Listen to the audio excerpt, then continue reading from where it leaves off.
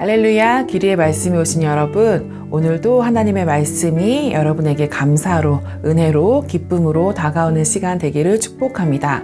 오늘 말씀은 마가복음 15장 1에서 15절입니다. 제가 1절부터 5절을 봉독하겠습니다.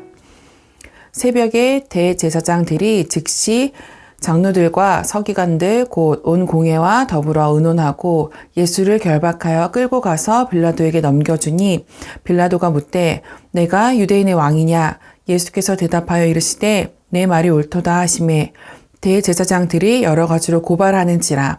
빌라도가 또 물어 이르되 아무 대답도 없느냐? 그들이 얼마나 많은 것으로 너를 고발하는가 보라 하되 예수께서 다시 아무 말씀으로도 대답하지 아니하시니 빌라도가 놀랍게 여기더라. 여러분, 우리가 매주일 예배 때마다 고백하는 두 가지가 있죠. 바로 사도신경과 주기도문입니다. 그런데 사도신경을 고백하다 보면 두 명의 인물의 이름이 나옵니다. 바로 마리아와 빌라도입니다. 성령으로 잉태하사 동정녀 마리아에게 나시고 본디오 빌라도에게 고난을 받으사 마리아는 하나님의 말씀에 순종하여 예수님의 어머니가 된 은혜의 사람으로 남았지만 빌라도는 매주 전 세계 모든 그리스도인의 입에서 예수님께 고난을 주고 십자가에 넘긴 사람으로 고백되고 있습니다. 그런데 가만히 생각해 보면 예수님을 죽이자고 한 건 대제사장들과 유대 지도자들이고 십자가에 못 박으라고 외친 건 군중들이었습니다. 그런데 왜 하필 빌라도가 신앙 고백 속에 이름이 남겨졌을까요? 오늘 마가복음 15장 본문은 그 이유를 보여줍니다. 예수님은 대제사장들과 장로들에 의해 체포되었고 그들은 아침 일찍부터 빌라도에게 예수님을 넘깁니다. 이미 예수님을 죽이기로 결심한 그들은 빨리 재판을 끝내고 처형하기 위해 서둘렀던 것이죠. 빌라도는 로마 총독으로서 예수님을 신문하면서 이 사람이 지금까지의 죄인들과는 다르다는 것을 직감합니다. 예수님은 자신을 변호하지 않으셨거든요. 보통은 어떻게든 살기 위해 변명하고 항변하는데 예수님은 한마디도 하지 않으시고 침묵하셨습니다. 그 침묵은 무기력함이 아니라 왕의 위엄이 담긴 침묵, 죽음을 당당히 받아들이는 자의 침묵이었습니다. 본문 5절을 말합니다. 빌라도가 놀랍게 여기더라. 수많은 죄인을 재판해온 빌라도가 느낀 놀라움은 단순한 충격이 아니었을 겁니다. 그 침묵 속에서 뭔가 설명할 수 없는 경외감, 두려움마저 느꼈을 것입니다. 빌라도는 또 한 가지 놀라운 고백을 합니다. 그는 예수님을 3번이나 유대인의 왕으로 부릅니다. 처음에는 유대인들을 조롱하기 위한 말이었지만 결국 그는 진실을 말하고 있었죠. 예수님은 진짜 왕이셨습니다. 세상의 왕처럼 힘으로 다스리는 분이 아니라 겸손하고 고난받는 왕, 하나님 나라의 왕이셨죠.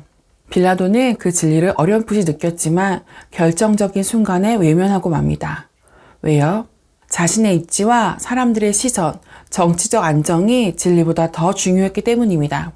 예수님이 죄가 없다는 것을 알고도 군중의 압박과 정치적인 부담 앞에서 결국 예수님을 십자가에 넘깁니다. 진리를 알았지만 진리를 따르지 않았던 것입니다. 사랑하는 여러분, 빌라도의 모습은 결코 먼 이야기 같지 않습니다.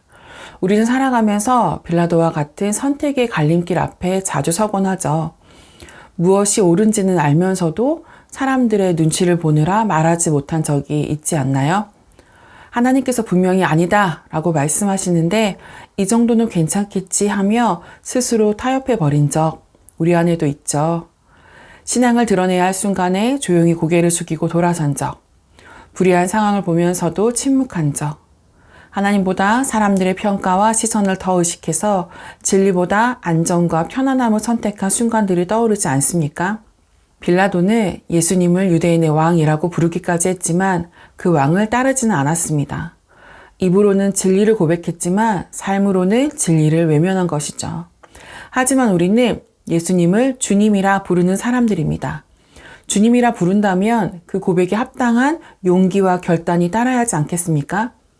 진리를 따른다는 것은 언제나 쉬운 길은 아닙니다.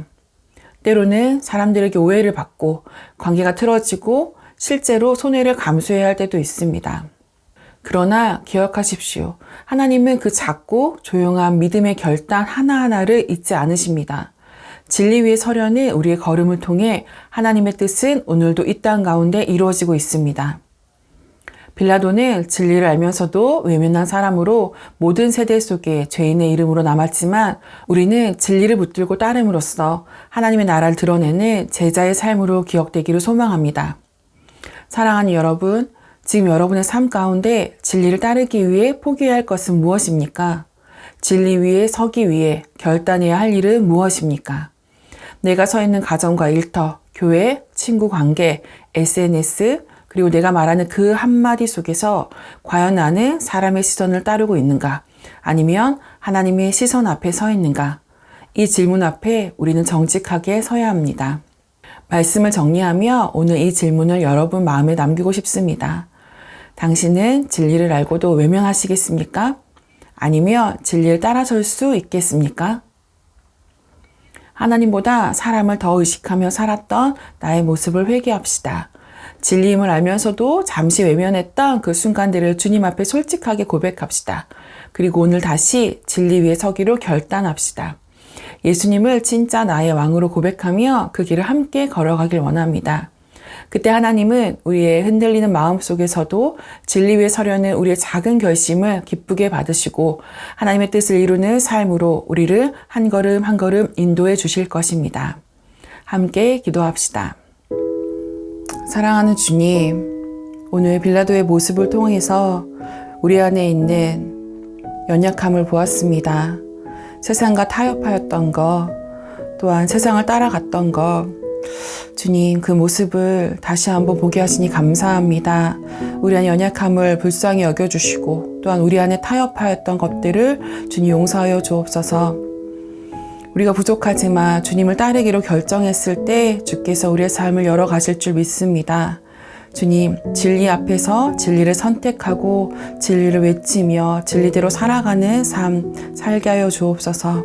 감사드리며 예수님의 이름으로 기도드립니다. 아멘. 사랑하는 여러분, 고난주간 넷째 날 아침입니다. 예수님은 오늘도 십자가를 향해 묵묵히 걸어가십니다. 그 십자가 앞에서 우리의 믿음도 다시 점검해 봅니다. 진리를 알면서 외면했던 마음, 사람을 더 의식했던 순간들을 내려놓고 오늘 다시 십자가 앞에 서기로 결단합시다.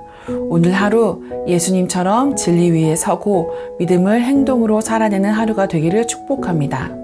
오늘도 승리하세요.